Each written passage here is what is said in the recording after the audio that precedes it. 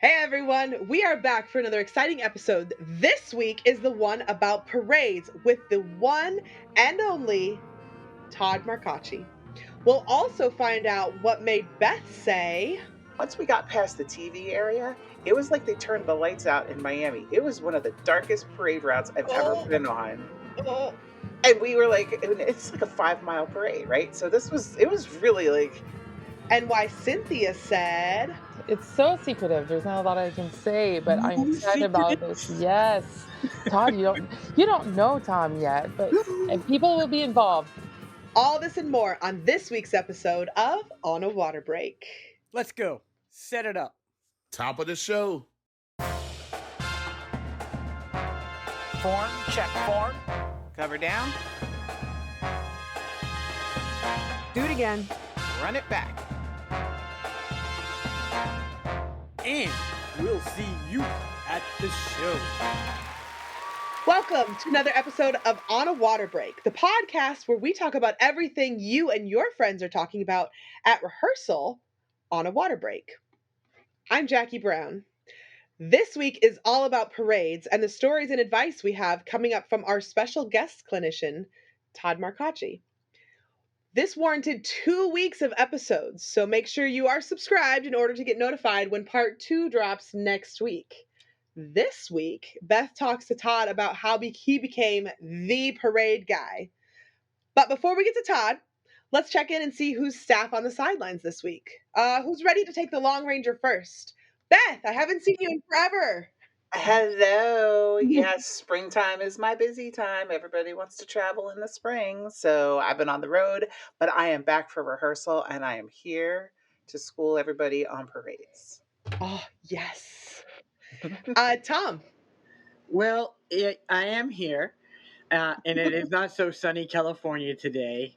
Oh, But it's not raining. yeah, that's a plus. Cynthia. Hi. Crazy week up here, so I'm glad I just I'm taking some time to be with you and slow down the week and chit chat about stuff that we love, right? Yes. I love that dopamine kick coming from doing our little podcast recording rehearsals. And Cynthia, real quick, you just had championships up there, right? In Canada, just recently? I think it was boy. Time flies, goes fast. I'd say it's a month ago, but I think it was 2 weeks ago. So the season is over here. Yeah. Well, by the time this episode airs, it's going to have been a month, I'm sure. But And Nicole. Hey, what's up? Pure. It's nice and sunny here in Ohio. Just doing the things, and just happy to be back and doing this podcast again. Also, too, I just love coming on here when I can, because before, I don't know if I talked to you guys about this, but you have to listen to yourself a lot when you're a judge. You know that. Mm-hmm. It has totally helped me with listening to myself, and I'm not so I'm not so self-conscious about it. So I love that about this and us. I love that for you. Oh my gosh, because that is such a point whenever you get to a point where you're like, oh, I'm just recording myself on something that's fun and it's not like trying to be perfect at Right. a skill. Oh, I love that. All right, well, let's get right into our gush and goes after that. Let's start with Tom. I have two of them, and my first one has got to be a little bit of gush and go about my high school program. We're so ahead of the ball right now for this fall. I don't want to knock on wood yet and be like, oh, it's money, but we've got costuming, we've got show being written and designed already. It's exciting because normally at my program, band camp, we're still scrambling to find flags. We're still arguing about a closer. So I am so stoked right now. It's never really happened in the 13 years I've been at this program. Yay, that's for you. awesome. And then my second quick one is drum corps starts in like less than a month. Oh my gosh. Wait, Thom, are you excited? No. Yes, just on time. Perfect. You are Thom, nuts. do you You're like nuts. drum corps? I You can't know, tell. unfortunately, my parents put me in drum corps when I was 8 years old, and I blame all this on them now. Thank you, Okay. Tom's parents. Thanks, yeah. Thanks, Tom's parents. That's awesome. Cynthia, what do you want to gush and go on about this week? There's so many projects that they're secret right now, so I cannot. It's so secretive. There's not a lot I can say, but I'm Ooh, excited about those. secrets. Yes, Todd, you don't know Tom yet, but and people will be involved. So yeah, so I'm gonna gush and go about things that I cannot talk to you about. But I'm excited too about drum corps season. I was super happy to see auditions April last week for a lot of people. People got contracts, and I'm really interested to see how the season is going to develop this summer for them. Wow, that's so intriguing. Now I'm like, Ooh. We're like, Cynthia, please. Just I a don't even know what she's talking about. And I'm like, Let's ooh, just but say I you're want gonna to know. hopefully you're gonna hear me often in different podcasts. Oh, I like the sound of that. With probation. Okay. I'm gonna gush this week and about virtual competitions because those of you who know Spintronics, you know that we have done a lot of things for Color Guard virtually, and several years ago we started a virtual Color Guard competition online, and we kind of did it for a couple of years, and then it it it was super popular for like a year, and then it kind of fell off after that. And then of course when COVID came along and everything shut down and everything went virtual, it was like, oh well, we kind of already know what we're doing here.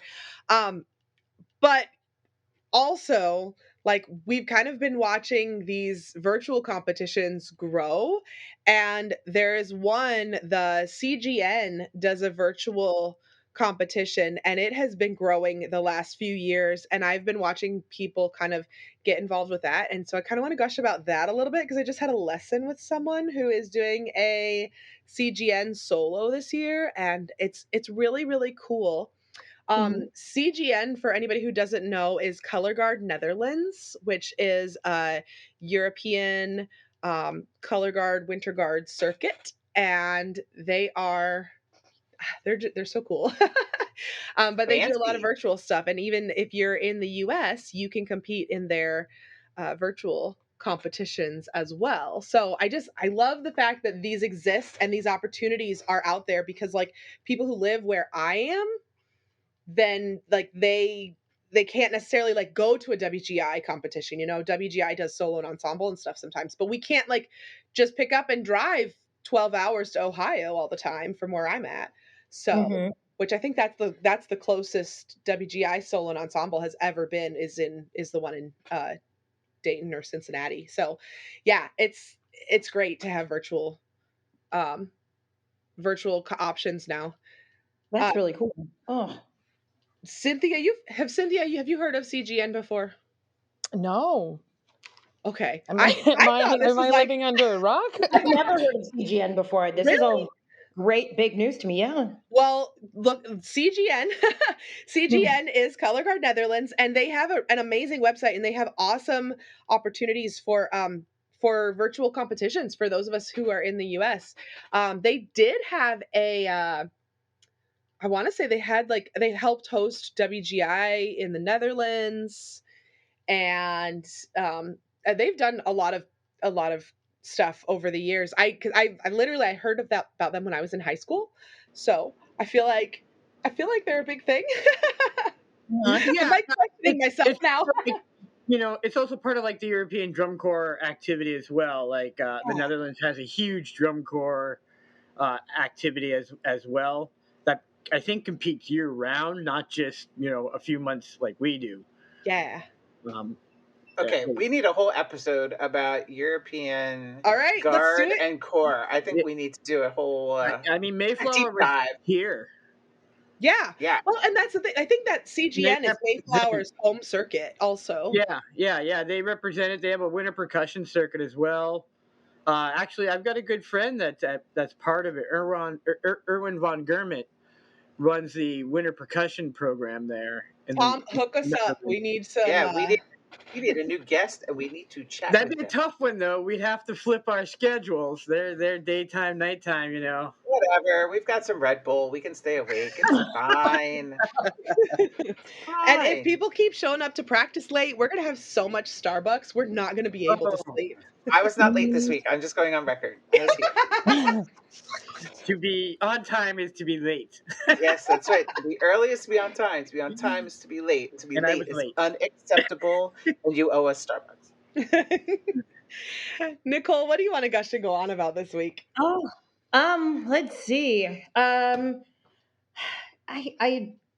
don't really have much. Just I guess what I was talking about before is just I am really excited about getting you know, diving a little bit deeper into like what I'm doing as far as judging is concerned before the marching band season starts.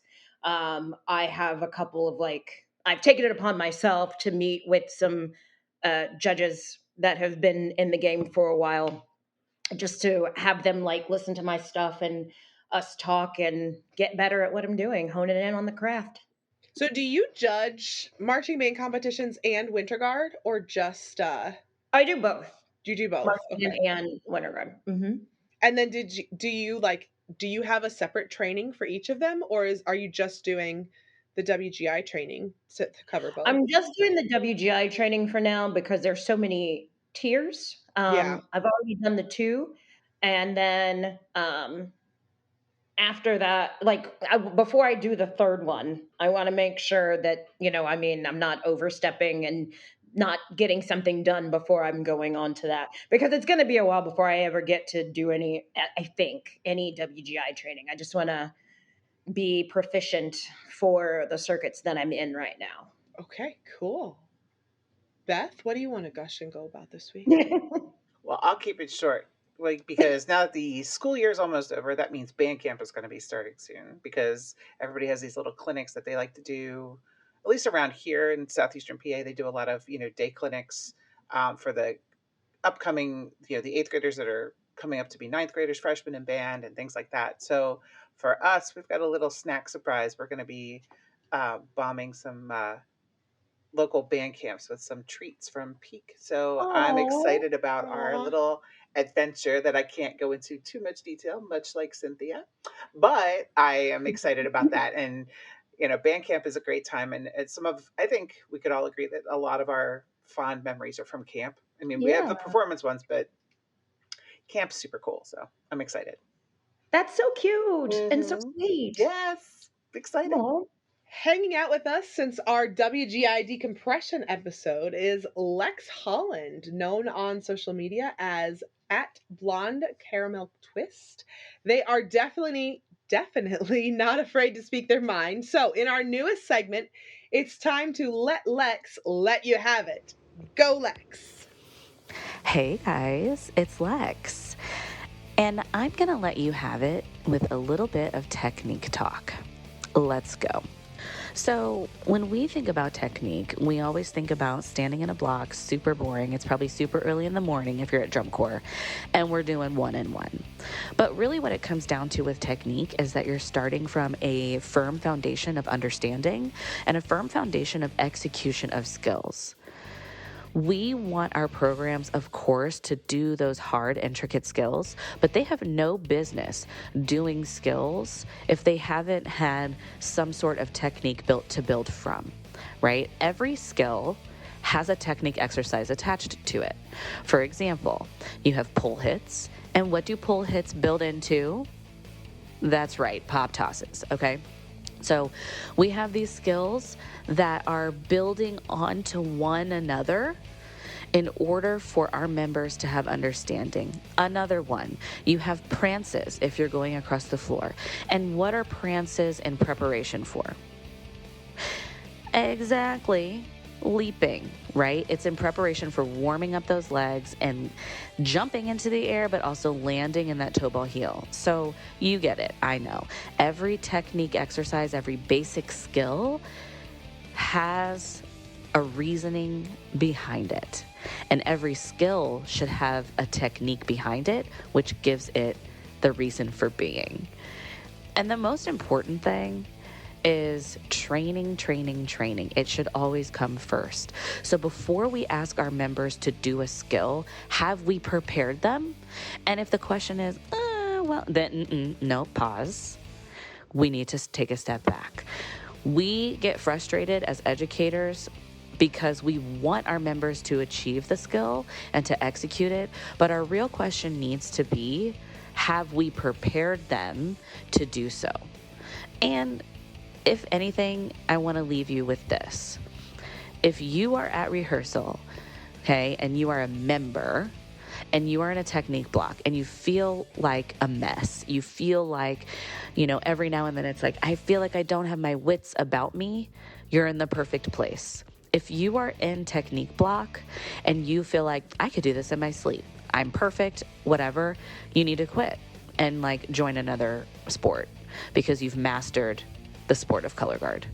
Because technique block is never going to be perfect. You're going to have good technique blocks. You're going to have great technique blocks. But it's never going to be perfect, and that's exactly how you want it.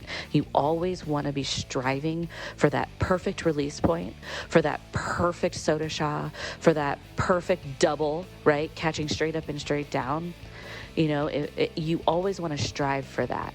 And it's never quite going to be what you want, but you will get there. You will never start there. And that is okay. Because again, technique and basics is your foundation. And you've never seen a home be built from the roof down. So start with your foundation, and slowly but surely that beautiful home will come to fruition. Fruition? You know what I mean. That's all I got. See you later. Okay, so since this is all about parades, who has a good parade story? Oh my God. People always ask me, what is different about being international? And let me tell you, about parades, I've never done one. I've never done one. I don't. Every time I would be I'm in, moving. yes, I don't. I may be lying. I may have done one or two, but usually I marched Hawthorne Caballeros and Brigadiers, so they do weekends or holiday parades, and we don't have the same holiday, so we always leave before as Canadians. And I've never done a 4th of July. I think I've never done never. So yeah. We have also a lot of made up reasons to have parades too here in the States. Strawberry Day. The one I remember most growing up in Boston was called Dot Day, Dorchester Day. It is the worst parade. It is all uphill and just nothing but drunk people throwing beer at you. Being 21, that was cool marching that parade, but not so fun trying to be a performer. And Oh my God, Tom. Small town New England gave you the yes, very break. yes. Got it. Okay, that's great. Well, when I was in high school, we actually marched in the Orange Bowl parade, in which at that time was in Miami, and it was on New Year's Eve. So we flew down to Florida for our typical Disney trip, and then marched in the Orange Bowl parade. But it is New Year's Eve at night, and so we did the thing where we came around the corner, and I think it was I don't know, some type of weather dude was, announcing us on TV, and he mispronounced the name of our town. So everybody at home was miserable because they didn't say it right. But once we got past the TV area, it was like they turned the lights out in Miami. It was one of the darkest parade routes I've ever been on. And we were like, it's like a 5 mile parade, right? So it was really like, where are we going? We felt like we couldn't see well, and it was crazy. And New Year's Eve, a bunch of high school kids, after the parade was over, they loaded us back on the buses to drive back to Orlando, which is like a 5 hour trip. Well, they stopped at a Bob's Big Boy restaurant at like quarter to midnight so that we could celebrate New Year's at a Bob's Big Boy with ginger ale. And yeah, so my Orange Bowl parade it was quite the adventure. And if you ask anybody I went to high school with, they would all agree it was quite the time. Oh, high school. Oh, high school. Christine from Guard Closet has sent us a story, so I want to toss it over to her. Here's the Long Ranger, Christine. Hey, this is Christine, one of your producers for On a Water Break, and I've got a parade story for you. When the Penn State Blue Band marches in a parade, there are two separate bands. What happens is that there is a full winds instrumentation in the front and a full winds instrumentation in the back with the drum line in the middle. When I was in the band in the mid-90s, we were marching a parade, and we had a rotation of fight songs. Play one fight song, drums in between, play the other fight song. Well, somewhere along the way, one part of the band, I think the section that I was in, lost track of which fight song we were supposed to play. And we ended up with two different fight songs being played at the same time. That didn't go over too well, and thankfully, the next time around, when we played that fight song again, everybody was playing the same fight song. Have fun in your parades coming up. Oh my God. Don't. Oh my God. You know, I that hate it when happens that a lot. happens. The drum major holds up a 1 or a 2. Someone thought it was a 3 or a 1. And what are you playing? Well, and in Miami, it would have been very dark. We wouldn't have been able to see. So I'm telling you, it would have been like, You know what you would have gigantic. needed, Beth? You would have needed some glow sticks for your drum. I was just going to say that. Glow sticks would have been great. They should have been on our, well, I'm so old that we actually had flash bulbs from the old style cameras that we had on our uniforms. Whoa. Oh, yeah. Oh, Stick a man. paper clip up in there and yank it out, and the flash goes off. Oh. Kids today, there used to be these things called cameras with film, and there's this whole thing. So all of our young followers. all of our young followers, you know, ask your grandparents about flash bulbs, and they'll probably be able to tell you. There you go. I have, oh my gosh, I have so many stories of from parades, just because I love parades. You know, I grew up doing parades in high school, and then did all of the parades in college and whatever. But and we've done so many 4th of July parades for when I marched drum corps, and now Spintronics does 4th of July parades here locally and Christmas parades. They're so fun. But really, most of my best stories come from the Macy's parade, because I've been doing the Macy's parade since 2009. And it's just so big, and there's so many people there. You never know what you're going to see. You never know what kind of craziness is going to go on. And it attracts so many people from all over the country. So there's just always some great stuff. Probably my favorite story is the year that I met Jimmy Fallon. I got to shake his hands, and I got a picture with him, and I got to talk to him. And then I got to talk to the Roots and take a picture with them. And I went as I'm leaving to go get lined up with the band, I was calling my husband to tell him that I just met Jimmy Fallon, and he was calling me to tell me that his sister had just had her baby. So my nephew was born on Thanksgiving Day, and it was just crazy that I looked at my phone and was like, oh, he's calling me, what on earth? So that's probably my favorite. It's not really about the parade itself, but did they name their baby Questlove? I mean, you just put the Roots. Did they name they did not name the baby Questlove. Okay, missed opportunity. The best band celebrity I ever met in a parade was Jake the Snake Roberts. Oh, good. Still, come on now. Of course you did, Tom. Of course. Oh, I met one this year who the kids would probably go nuts over. All of our band kids. Trombone Shorty was the one who I met this past year. He was so cool. That's all I gotta say. He's so stinking cool. Yeah. He just sweats cool. That's neat. The only time I had a cool one of any of the parades I've ever done. First of all, I've always thought that every parade should have been like the parade on Ferris Bueller's Day Off. If you don't know the scene I'm talking about, there's something wrong with your life. But there's nobody singing. There's nobody singing. Right. No one's singing. No one's having a parade in the middle of a weekday, you know? So, but I always thought that it was supposed to be like that. Now that I obviously saw that movie before I, joined marching band when I was in high school. But we would always do the 4th of July's or whatever. But we went to London for the Lord Mayor's New Year's Day parade one year. That was my senior year. And it was, I have a blank of the actual parade just because it was very long. We just marched a bunch, but like that whole, being in, in London and marching in a New Year's Day parade was pretty cool. There was a lot of different, it wasn't just us being a band there. There was a lot of different bands there.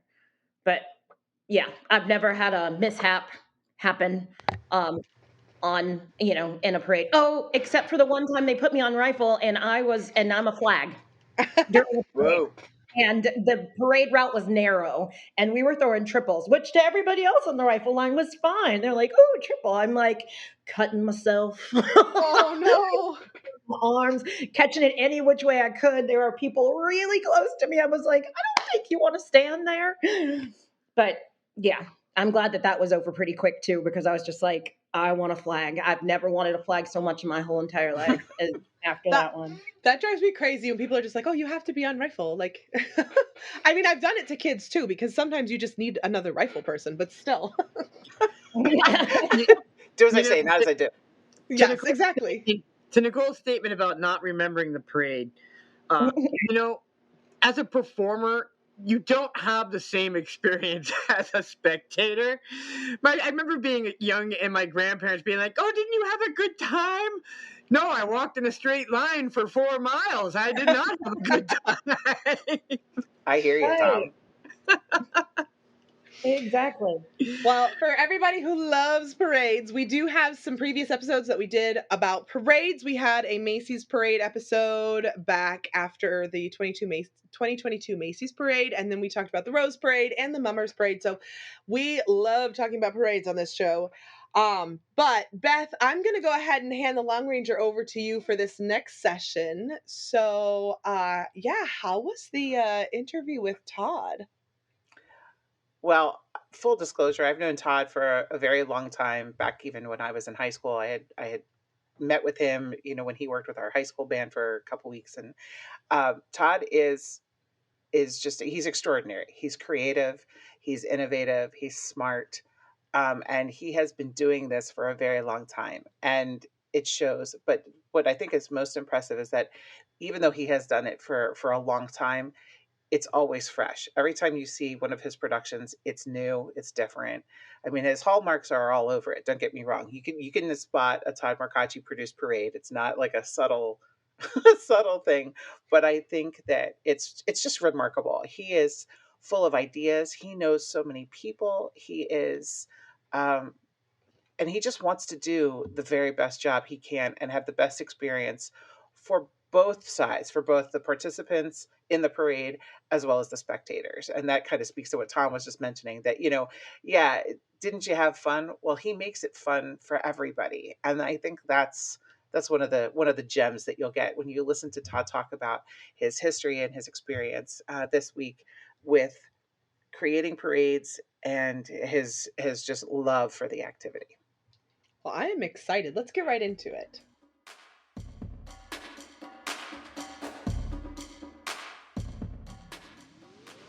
Hey, this is Christine Ream. And Chris Green. Guard Closet was founded as a consignment business in 2000. Since then, it has grown to include winter guard, band, percussion, and other genres. We can help you with custom flag and costuming designs. Our consignment inventory has plenty of great looks for your color guard, drumline, and marching band. Pay it forward. When you purchase consignment, you help other programs. Last year, we sold over 400 sets of consignments and returned over $125,000 in payments to our consigners for their sales. Additionally, Guard Closet offers custom and pre-designed costumes, flags, floors, and formal wear, full or partial show writing, educational programming, and other services. Max out your rehearsal time and set up a microsite for easy student ordering for shoes, gloves, and other equipment. The Guard Closet team is here to help you get everything you want and need for your season. Check us out at guardcloset.com and follow us on social media. Hi everyone, I'm Lexi Duda, and I'm the new host of On a Water Break in Rhinestones. I was a competitive twirler both nationally and internationally for nearly 20 years. Then in college, I became a feature twirler for the University of Maryland. Go Terps! Along my twirling journey, I competed in many world championships individually and with my Wheaton family, earning multiple gold, silver, and bronze medals. Now I coach the next generation of twirlers as they develop a love and passion for a sport I hold close to my heart. Outside of baton twirling, I have a full-time job. I'm a news producer in Baltimore. My goal for this podcast is to bring you unique stories from baton twirlers from all over. I'm here to help tell their experiences from performing at the National Football Championships to the Miss America stage. Be sure to follow along to hear from talented twirlers who definitely have stories to tell.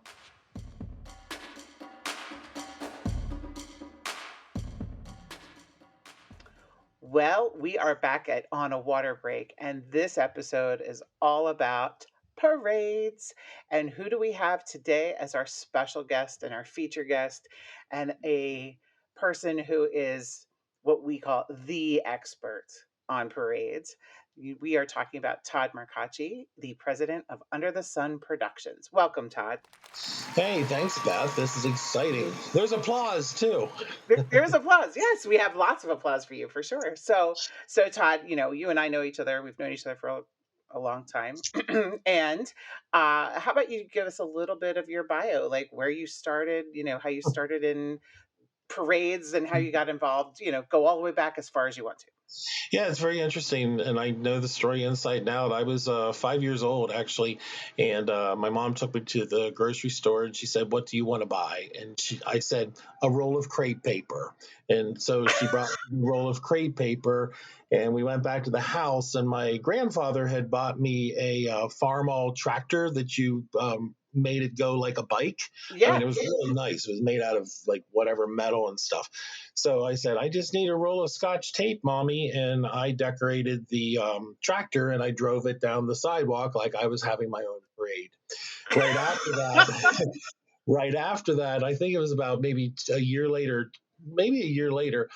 a parade, literally, this huge parade, literally lined up on the streets right outside of our house. And this was in Saxton, Pennsylvania at the time. And I mean, there were bands from everywhere you can imagine around from, Western Pennsylvania. And the parade got canceled because of a thunderstorm that was coming through. And I remember being mortified. So that was my first experience of a parade being canceled, literally in front of my eyes. Right in front of you. Oh my God. Right in front of me. So then we moved right up the road to Dudley, Pennsylvania. And we produced in the backyard 3 different parades for July 4th. I taught my cousins how to march. We built our own floats. We had our assembly area. We had our dispersal area. We also then took all of the pallets from my father's beer distributor and turned them up flat, and we painted, let's say, Grease. The movie Grease. We painted on that for Grease. We painted it for something else from the 70s. And then we eventually did a water and fireworks show in the backyard also. And so in your backyard? Yeah. We had hoses running all through the yard and like floodlights. My cousins danced, like my cousin Anita danced in front of the Grease one. And so we had a whole production. We had a pageant for the aunts, and the grandmothers were included. And then in 1976, and this is going to come around to the whole end of this interview, how this is going to come around. In 1976, in the bicentennial of the country, for the 200th birthday, we took the show on the road. We took it to New Enterprise, Pennsylvania, which was my other grandfather and grandmother's, on my mom's side, farm. So I thought I was big time. I was like, oh my God, I have this whole lane, which was like an actual road. Sure. So that was the first time. And my cousins on the Baker side of the family, we worked for months building all these floats and like doing educational things and understanding the Constitution and who the presidents were at the beginning of time in the United States. And that parade was so much fun. It was so sunny that day. It went off without a hitch. It was great. It was absolutely great. So it's funny how all of those things happened during that time. And then one last thing, and it kind of pulls this all together. When I was 18 years old, my dad wanted me to create a parade for the town up above us in Broad Top, Pennsylvania. And it was for, I forget what it was for. It may have been for the American Legion or something like that. And I had to hand type on the typewriter the letters to all the groups, all the bands. And I had 20 different groups. And now imagine no internet. Okay. Right. So we got to 20, and my dad said, we're canceling the parade, and canceled it because there wasn't enough local support from the area community. So in that fact, just like the beginning of the story, I had my second experience of a canceled parade. So I learned at a very young age about cancelization. So after your parade, before you even, when you graduated high school, what was the next step for you, Todd? Well, Beth, I mean, I have to believe that the higher powers above us definitely had a plan. And who would have known that the purple and gold of Westchester University would have been the start of something I could never imagine. And thank the dear Lord for my high school band directors, John Hoffner and Dennis Clausen, who pushed me to go to Westchester University. And once I arrived here, I was in the marching band. I was in the marching band with you for a portion. And I ended up taking over the color guard program in 1988. And then it was through Dr. Wells, Dr. Villela, who then opened different doors and thought processes and allowing me to grow. Short example, even when I was in band, I got us into the Macy's parade. Dr. Wells didn't apply for the parade. I applied for the parade. That was you. That was me in 1986. Yeah, that story real fast. 1986, the payphone in Killinger Hall had more quarters put in it than one can imagine. Calling up to Macy's. I filled out all of the paperwork. I gave it to Dr. Wells. I said, I need your signature. He said, what is it? I said, we're going to the Macy's parade. Sign the paper. And he said, where are we going to get the money? He said, where are we going to get the money? I said, I don't care. Just sign the paper. So then I sent it up to Macy's, and then I kept calling up there from the payphone, which is only a block from where I live now. And we got in 1986. So, yeah, it was pretty funny. That's amazing. And that was a big pivot point for that band. I mean, they had never done anything like that before. So this was huge. Right. I mean, you have to think of you come in, I'm getting chills thinking of it. You come into this program and you're just, oh my God, I'm part of this huge legacy of how long the band has been around. And I just wanted the band to receive national recognition. So I was like, well, how can I make this work? And then, then there it was. I did it. Well, so you got Westchester into the parade, the Macy's parade, not just a parade, the Macy's parade, the Thanksgiving Day parade. And then did you have any more opportunities then with Dr. Wells? Did he open up anything else? Did you start anything else? No, without a doubt. So whenever he asked me to take over the color guard program in 1988, it was in 1989, then we started the color guard, the winter color guard that we had here at the university called Field of View.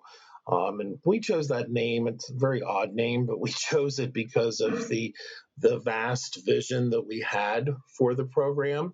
Thinking of Field of View, it's all out there. You just need to focus on where you want to go. And so we were in 1989, we competed at WGI World Championships. We were last in the world. Awful, awful, awful. But we made our first step. But in 1990, we ended up in the top 10. We were 10th at World Championships. So I was very proud of that accomplishment. So I took the videotape and I sent to Channel 6, thinking that back then you may remember that show that was called Visions. Yep. I thought, okay, well, maybe they'll do a little story or whatever. Well, they didn't do the story. They handed the tape off to the Thanksgiving Day parade producer and the person who produced July 4th in Philly, the parade. or at that time it was called Freedom Festival Parade. And so at that time, then she asked me to choreograph the finale to the 4th of July parade in 1990. It was that fast turnaround. So you think championships were in April, then you're in July. Wow. And we performed then right in front of Independence Hall, right there on Chestnut Street.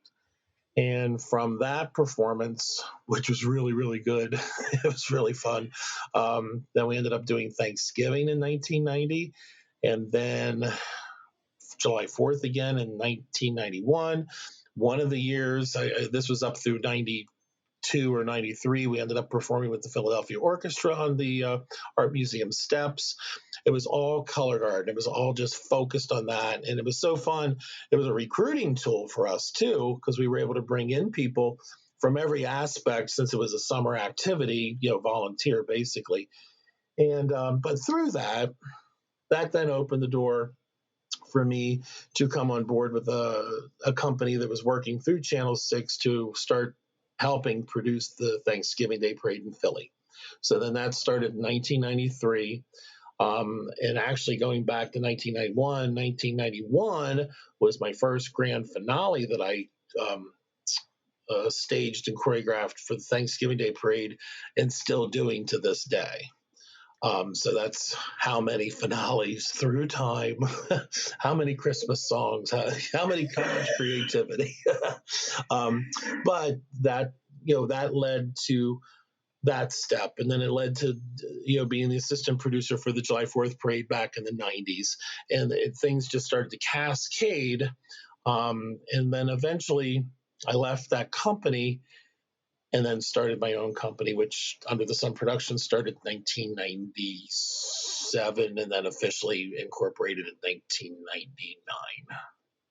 That is quite a journey. I mean, that's the short version. The Reader's Digest version. Yeah, it's the one that, but I mean, how remarkable to think about where you started in your backyard, literally, and then to be putting on productions on a national stage. I mean, you've got all the Philly parades, and then you start Under the Sun Productions, and that opened even more doors for you. Yeah, the biggest one. I mean, this will always go down in my mind, and I didn't mention that there were a few boat parades in there. That's BOAT parades. So then I was hired by the celebration committee. I forget the name of it, but that was from 2000 when the Republican National Convention was in Philadelphia, and I was given quite a good budget to work with, and produced the opening gala for the Republican National Convention. However, it was outside, and however, it was a boat parade. However, it had 62 different vessels, from a dinghy to a massive ship, shall we say? Not a big carrier, but it was big. So literally coordinating that on the River. Governor Christie was, or not Christie. Oh my God, Mary, what's her name? The female governor from New Jersey was there. Governor Rendell, Whitman, Christie Whitman, Governor Rendell, every single delegate from all the states there.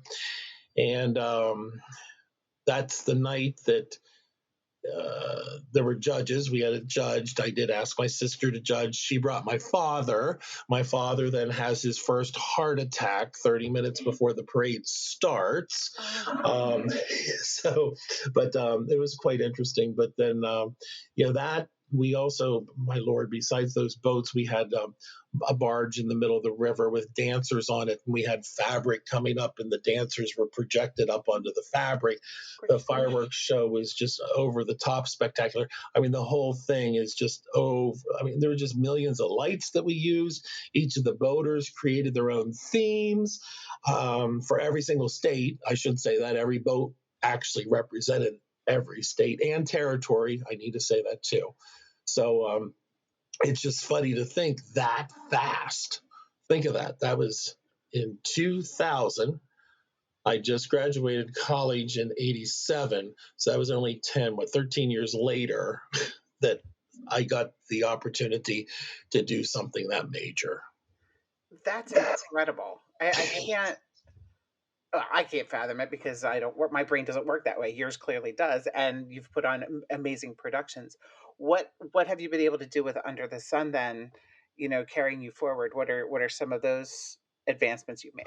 Oh Lord, it's just amazing because you talk about people that are important. Back in the very early '90s, no, later '90s. I'm sorry. I got introduced to a producer out of Disney, John Best, and from Best Entertainment, and the two of us started doing a lot of things together. And so he's like a television type person, and I'm a street person and an artistic person and all that kind of stuff. And the two things glued themselves together very well. So through that, then we've added then the very well-known National Cherry Blossom Festival Parade in D.C. to the menu, the National Memorial Day Parade in D.C., the National Independence Day Parade in D.C., July 4th in Philadelphia, the Salute to America Parade, the Magnificent Mile Lights Festival Parade in Chicago, the 6 ABC Duncan Thanksgiving Day Parade in Philly. Then currently, right now, it's the Visit Philadelphia Holiday Parade. Those are the current ones. We've also done a lot of work with Hard Rock Hotel and Casino in Atlantic City. Miss America Parade did, I don't know, 6 of those, producing 6 or 7. But then years ago, I used to judge that. The Hershey Centennial Parade, that was one of the ones that'll go down in history.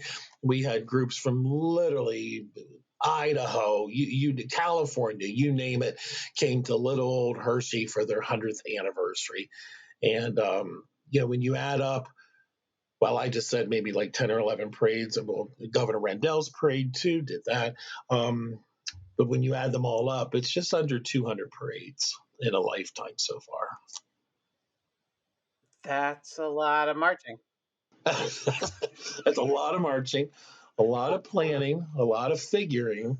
And it's so funny. Like, we're still learning. I just came up with a new concept. I mean, Jeremy would probably be impressed. But change some of the methods in the way I've done things for decades, literally decades. And like for people's itineraries, I have a whole new system, the way we set it up now, and it just makes so much more sense. And I said, why didn't I think of this 20 some years ago? So, you're always learning. The cool thing, especially really for a lot of the parades, and Cherry Blossom is one, and then Chicago, it's turning into that, to where I get to really, really, really design the floats and like literally design them and make a lot of the stuff. What you see behind me right now, I'm working on for Juneteenth parade in Philly, which we're not producing, but these are going to be the floral decor for the bike rack behind the television cameras. So we do it from A to B, C and D, and all the way to Z. A to Z for sure. Especially, I mean, building the floats too. That's next level. That's why you are the expert on parades. Well, there's a float company that builds the floats for all the parades, but when it comes down to, I'll just use the easy word, zhuzhing them, or putting that Todd flair on them. I'm just going to say, and hopefully this will encourage people to really appreciate the gifts that they have been given in life. For some odd reason, when I was born on February 9th, the planets lined up in a really odd position, and I was so fortunate to have had my father, Guy, and my mother, Carolyn, be my parents, because something happened. And the two of them gave me gifts, and it's almost really overwhelming to think about how fortunate and lucky I am to do what I do, and it's all because of what their what they gave me. And, and I was, as I already mentioned, so appreciative of the people that have given me the opportunities to continue advancement to where we are now. Well, I can't think of a better place to take a breath. It's been amazing to get to know Todd and all that he has done with parades, but be excited because he is back next week to talk more about what goes into a parade and maybe some tips for those of you out there that can do for your next parade.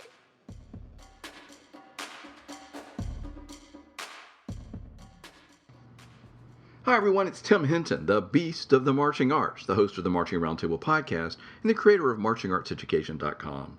I've just taken a little water break here, and I thought I would share some information about what's going on at the Marching Roundtable. But first, I want to say, wow, congratulations to everybody for the incredible, great, successful work and season we just had in the indoor activity this winter. Wow, all the stuff that happened in Dayton was really inspiring and exciting. It was great to see your passion on display. Thank you for all your hard work, whether you're a designer, a director, instructor, performer, parent, support person. All these people make the activity happen, and wow, are you impressive. Now, here's my thought for you today. Make sure you take some time to rest. That's right. Right now, people are jumping right back into auditions for the fall or getting ready for drum corps. The cycle just keeps on going. But I want to tell you, make sure you're taking some time at the end of this momentous season to rest, to reflect, take long weekends, take evenings off. If you're like me, sometimes I just have to schedule that on my calendar. I'm not going to work on this night. I'm going to take some time and do something. Hopefully, I'd like to say that doesn't have anything to do with the marching arts activity. Just enjoy some time off, rest, take care of yourself, because we'll very soon be jumping right back in. You need to be rested, healthy, mentally ready for everything that's about to happen. So take some time. I promise you'll be glad you did. This week at the Marching Roundtable podcast, we have another in our series called 3 Things I Wish I'd Known When I First Started Teaching. This is Gene Montarastelli, who's a very important visual judge in the earlier years of Drum Corps International, now is working with drum majors in a very significant way at DCI. You'll love hearing about things he wished he had known when he first started teaching way back when with the Troopers. And also, next week's podcast is focusing on education and a competitively driven activity. This is 2 really smart folks from Southwind Drum and Bugle Corps talking about how they have a successful season with their students, focusing on education and helping those students grow, while, of course, being in the middle of competitive activity and wanting to do very, very well. And don't forget, there was a recent podcast with the crew from On a Water Break that I think you'll really enjoy. And one more thing, watch for a webinar coming up on May 24th with Ron Vereen talking about grant writing for not-for-profit arts groups. Jeremy, thanks for including me. This is Tim Hinton, the beast of the marching arts. Thank you for listening.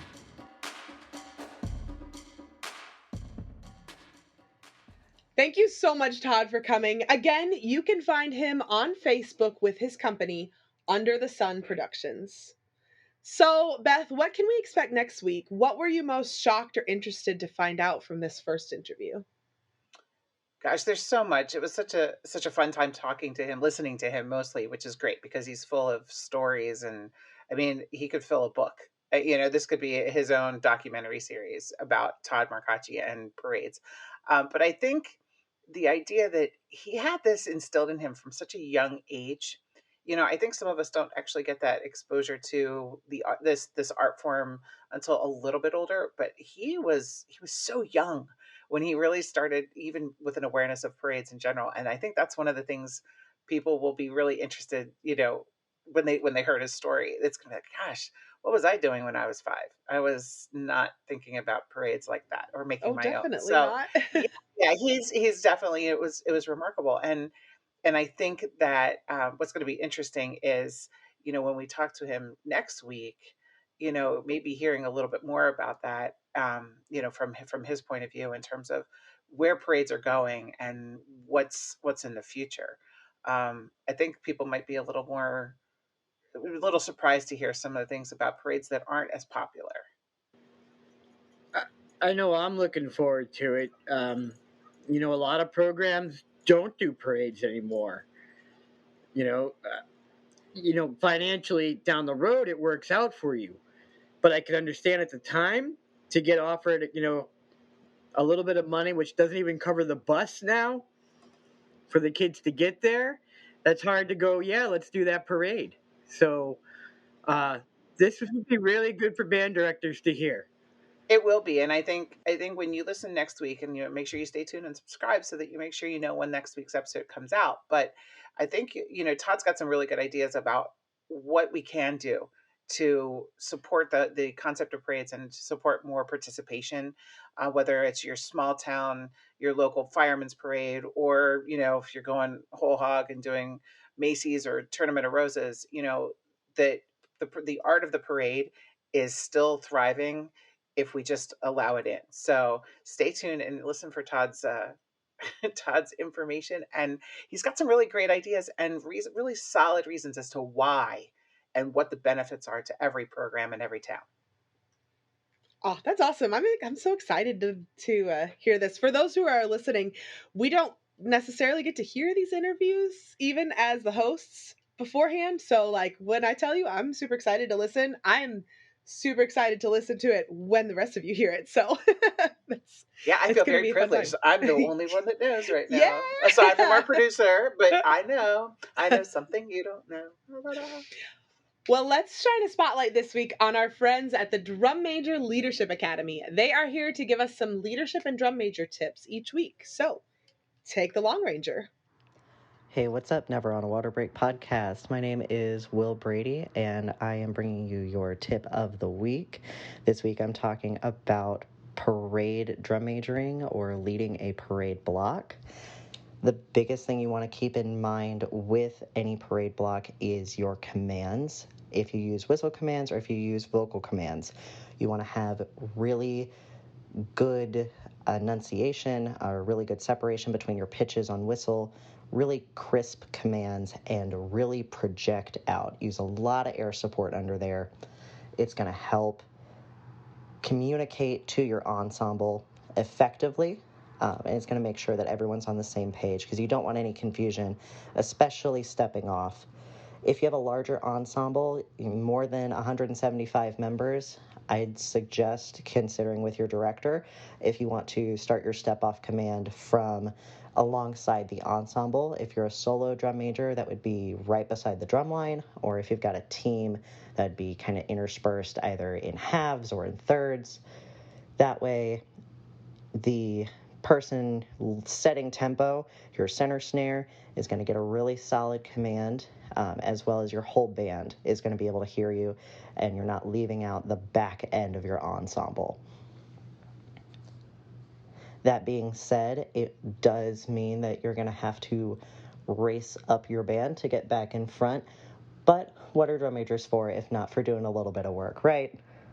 Another thing you could implement with your ensemble is a pass it back type of command. If you see a pothole, if you see a curb, let the first person in your front line know that it's coming and have them pass it on to the line behind them and the line behind them and so on. It doesn't really work while you're performing, but if you're in a cadence or if you're tapping, it's a good way to let people know that there's something hazardous coming up. And usually at the beginnings or at the ends of parades is when that's going to show up the most. So it's a good thing to kind of discreetly let your ensemble know, hey, this is going to be up ahead, and not make a big scene out of it.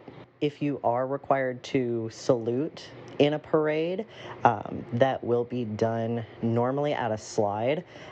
So especially if you've got a team of drum majors really working on your choreography about when your hips turn, what part of your salute is going to be directly in front of your judges, and how long you're going to hold it. When in doubt, hold for 8 counts or longer before you break out of that salute, just to add some professional candor to your drum major team. And of course, have fun with it. Parades are a really fun way to show off your ensemble. It's a really fun way to connect into the community you're performing in.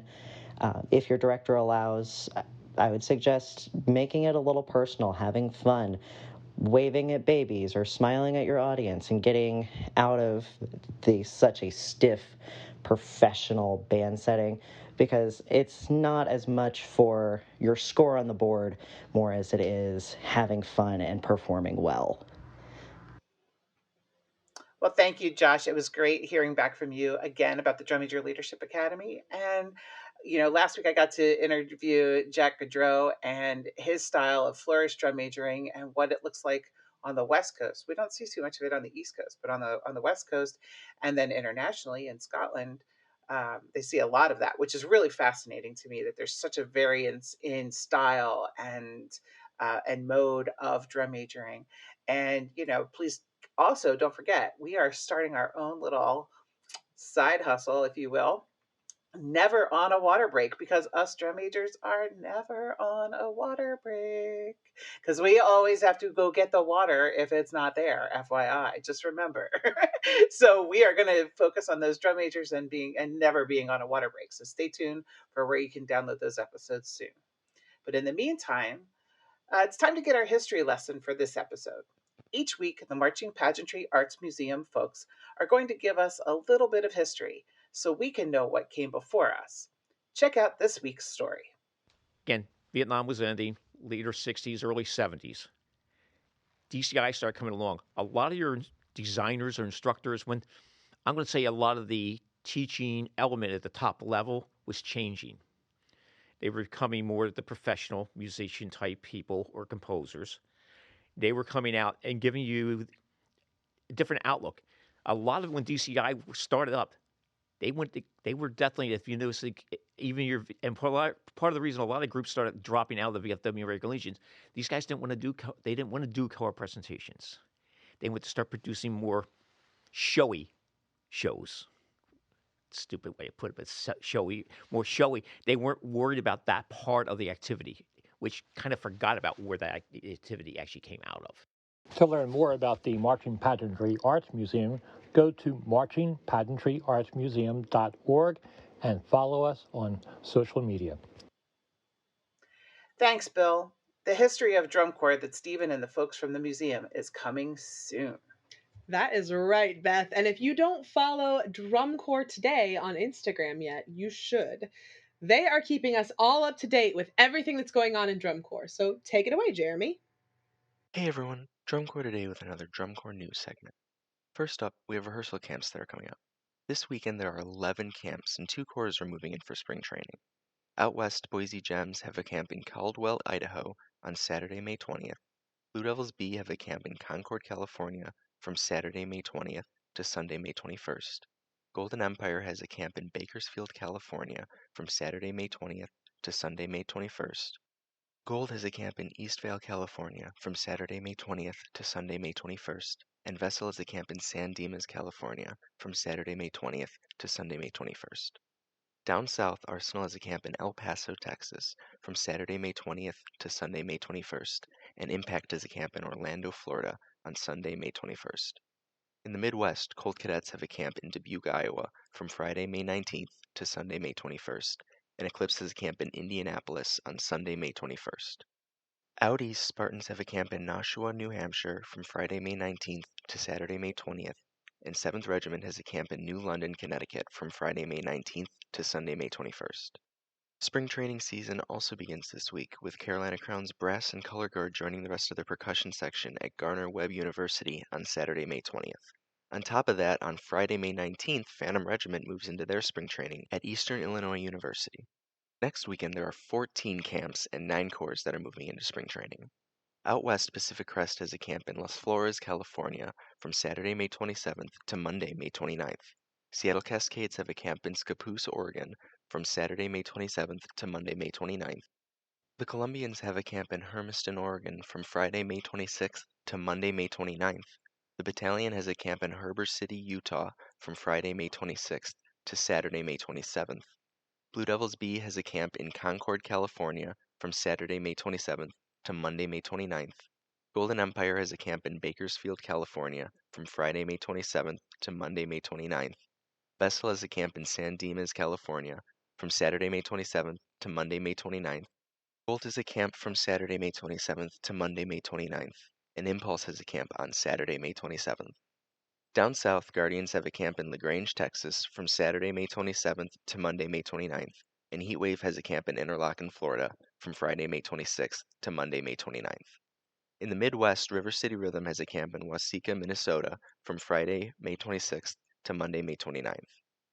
Out east, Jersey Surf has a camp in Delron, New Jersey from Friday, May 26th to Monday, May 29th, and Spartans have a camp in Nashua, New Hampshire from Friday, May 26th to Sunday, May 28th. Spring training also begins for several corps next week. On Monday, May 22nd, the Boston Crusaders start their spring training at Castleton University. On Thursday, May 25th, the Bluecoats start their spring training at the University of Mount Union. On Friday, May 26th, the Blue Devils start their spring training at the University of Wyoming. Blue Knights start their spring training in Denver, Colorado. The Blue Stars start their spring training at Waldorf University, and the Colts start their spring training at Western Illinois University. On Saturday, May 27th, the Cavaliers start their spring training at Adrian College. The Troopers start their spring training at Tipton High School, and Spirit of Atlanta starts their spring training at Jackson State University. This past week, Phantom Regiment held their annual Fanathon, where, in addition to talking about their 1983, 1993, 2003, and 2013 shows, they also revealed the design for their 2023 uniform, along with the show title. Sticking with the traditional black and white design with a dash of gold and adding a few modern changes such as a side cape, single sleeve, and a different type of headgear. A bit later, they revealed the title that'll be paired with this design, their 2023 production, Exogenesis. In addition to them, there have also been 5 more corps to reveal their 2023 productions. Zephyrus will be touring out west with their production, Multiplayer. The Colombians will be making their way to World Championships for the first time with their production, Face Everything and Rise. Blue Devils C will be exploring the jungle with their production, BD Safari. Blue Devils B will be going for gold with their production, Fathers of Electricity. And the Blue Devils will be going for their first ever three-peat with their production, The Cutouts. As of this week, there are 374 brass spots, 83 field percussion spots, 82 front ensemble spots, 414 color guard spots, 6 conductor spots, and 70 additional spots ranging from team time to administrative intern positions, which in total comes out to just over 1,000 spots this summer. All this information can be found on our Instagram page at Drumcore Today, and links to everything can be found at the link in our bio or linktree/Drumcore Today, and stay tuned for more Drumcore news. So last week in our news, we talked about marching band on horseback in the UK. But wait, there's more. Because this week, we're talking about marching band on bikes that made a visit to the US. Cynthia. On bikes. We've done it on ice. We've done it on a horse now. Now we're on bikes. Yeah, I don't know if you've seen in your social media that, but in Holland, and then here is the international MI, which is Michigan. Am I right?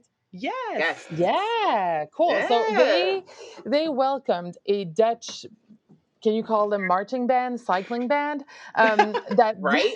that did a show on bicycles because they have like festivities for the tulip time, like the tulips are blooming. So they invited a Dutch, yet again, marching band or on bicycles, and that takes skills because when you think about, I mean, there's instruments that maybe you can play with one hand and that's something, but when you think about a saxophone, 2 hands on a saxophone and doing cycling, their hands are no hands my on the wheels gosh. or whatever, the guidon of the bike. Like it's completely, yeah. So that's interesting. You just look for them. Maybe there's a video somewhere.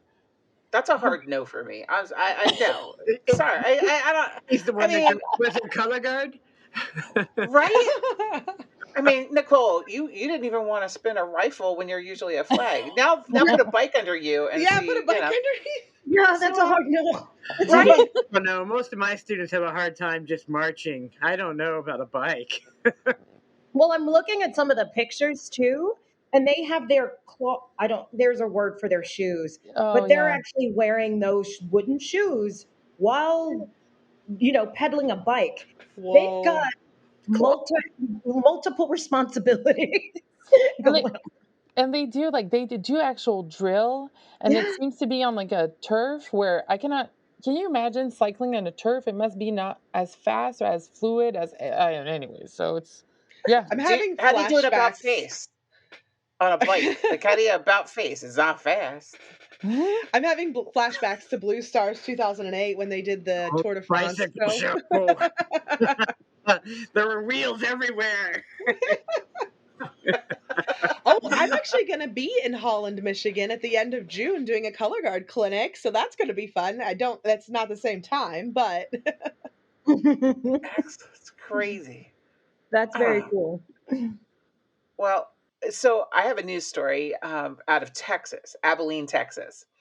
And the Texas's oldest marching band made history this year by appointing the first woman to lead the Abilene Independent School District's Eagle Band. So bravo. I'm going to give a little thing here. Amber Moore has been the head band director at the middle school for 4 years, but now she got promoted. She's not promoted necessarily, but now she's in charge of the high school band. So, it's a big deal. And a lot of our students are very excited that students that had her through middle school now can follow her up to the high school. So they're excited about that. And, she was really clear in her interview about how teaching music and teaching band is not just about the right notes or hitting the right marching dot. It is about life and about leadership and about being, better humans. And we all know that. I mean, we're preaching to the choir, right? That's what it's about, because we wouldn't be here without that. But it's exciting to see that ceiling's been broken in Abilene, and hopefully it will catch on at more school districts, and we can see even more, those that identify female being leaders of their programs. It's really exciting. Absolutely. Oh, well, now I feel like with the story that I'm about to give, I should be like Nicole out on the field or next up. But another band trailer has been stolen. Lord. Yeah. So it was in Northwest Las Vegas. It's an area high school called Shadow Ridge High School. And where everything happened, you can still see where the locks were broken and where the trailer used to be. The thing about this is the students raised almost $30,000 to purchase this trailer last summer. Oh, they haven't even had it for a year. Nicole Hubble, who is basically, I think she's like a head band mom, said that it's just heartbreaking to see that all the blood, sweat, and tears that they put into helping the Shadow Ridge Thundering Herd, that's what they're called, to get their trailer. It's heartbreaking to see them not have it. They raised the money by selling fireworks for the band last summer. Wow. They said that somewhere between Friday night and Monday morning is when the trailer was stolen. Luckily, most of the equipment and everything, the band equipment, was taken out of the trailer. And one of the biggest things that they were saying is that, it's of no money, like as far as like value money wise, but this year's seniors all signed the inside of the trailer. Oh, and that was the start of a new tradition. That's come on. Yeah, so that was the biggest thing because they wanted to keep that going for every set of seniors that came through. This is not a huge, like a big size band. They're a smaller size band. So before they got this trailer, they would be renting like U-Haul trucks and, every time, which can be super expensive over the course of marching band. Sure. But when they purchased the trailer for themselves, like you could just see that the students had more pride in their program, and it was a huge morale booster for their program. Some information for the people who are listening, our Northwest Vegas listeners. If you see a license plate on a trailer with the number 81776, or and also it has 2 CCSD stickers labeled Unit 8229. That would be something to call, the cops about and see if they could check in on those trailers. Is it painted, Nicole? It is painted. It is black, and I think it actually has like a logo on it. So the band's not out on the weekend. If you see that and about, it's the band. Call it in. So the Shadow Band students are going to be selling fireworks again this year from June 28th to July 4th. And again, this is for our Northwest Vegas listeners. It's located at Ann and Decatur as part of a fundraiser. They are not stopping to find this trailer. This is literally in quotation marks from the article I read. There ain't no mountain high enough, ain't no valley low enough to keep the band from finding their trailer. Aw. Yeah, I hope they do, because that 30 grand they could have easily done something really big with their program, and now they've got to kind of start over again. Absolutely. And I saw pictures of the group, and it's a small group, but like and honestly, a trailer for any group is a huge, that takes off a huge stress on day to day, and especially the weekends when you have to be at a show. Yeah. So yeah, hopefully they find it, and I really hope that whoever is starting this, it just seems like a really bad TikTok trend, but whatever. I just hope they look at this and see, hey, listen, this trailer means more than what it would mean to you monetarily. So leave it alone. And it's on school property. Leave it alone. Yeah. Stop. That's what I was going to say. I was going to say, Nicole, I love to hear you, but I hope those segments are over. We never have another episode of we've lost another or we've stole another. I'm pretty sure you have other things that will be so interesting to hear about. People just need to stop this. That's good. Not cool. Yeah. Well, Thom, why don't you cheer us up with your news story? Well, I've got some fun stories about people wearing wigs. What? This is really the first indoor activity, but it's Colonial Williamsburg Fife and Drum Corps is one of the oldest styles of drum and bugle corps, right? Without bugles, with fifes. Yep. And happening in Williamsburg this coming weekend, the 19th and 20th, I think it is their annual call to drums. And it's kind of like, I don't know, for us drum corps folks, it's DCI finals. It's the gathering of all different fife and drum corps from different states and counties coming together and kind of competing. I believe I'm not quite sure if it's judged or if it's just like a jamboree style thing, but yeah, it's if you haven't seen fife and drum corps, it's the rawest and truest value of where the activity came from. A fife and a drum. That's where it started. And the folks wear the original clothing from the time period and play original charts. Yeah. Some of my friends that do the colonial drumming, chops galore, and they love wearing the costumes. That's like a huge part. They're like, I get to dress up still. Nice. Okay, everyone. Thank you so much for a great rehearsal this week. Thanks to our hosts. Thank you, Todd Marcocci, who will be back next week talking more about parades and his thoughts on how your band can make the best impression using a parade. Thank you, Thom, Beth, Cynthia, and Nicole.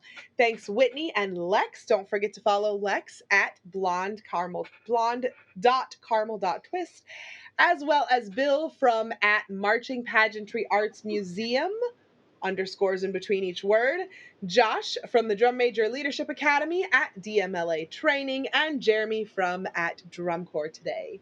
Go subscribe, write us a review, write us some good reviews because I want to read some reviews on this show. Share this episode with a friend. Follow us on our social media at On a Water Break, and we'll see you at the next rehearsal on a water break. Go practice.